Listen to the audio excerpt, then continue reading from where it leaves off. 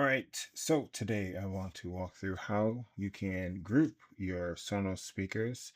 You're going to have to do this inside of the app, and it's a pretty easy process. What we need to do is open up the settings here, and inside of settings, we're just going to go down to groups right here, and then we're going to create a new group. We're going to name this group. I'm just going to call it test test.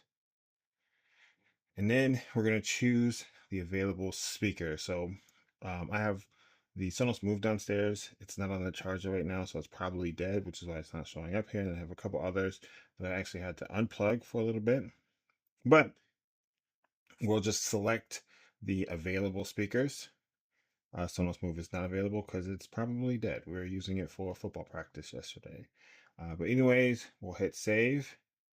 And now that is our new group of speakers. Okay. And what we can do with this is when we start playing music, make sure this is turned all the way down.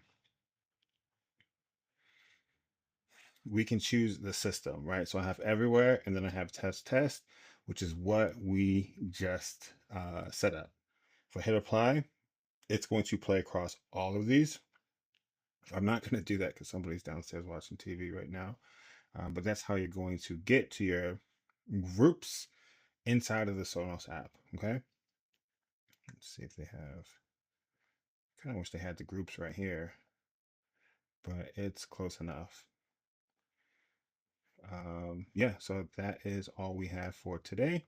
Hope this helps, guys. If it does, if you could, like and subscribe, and I'll see you next time.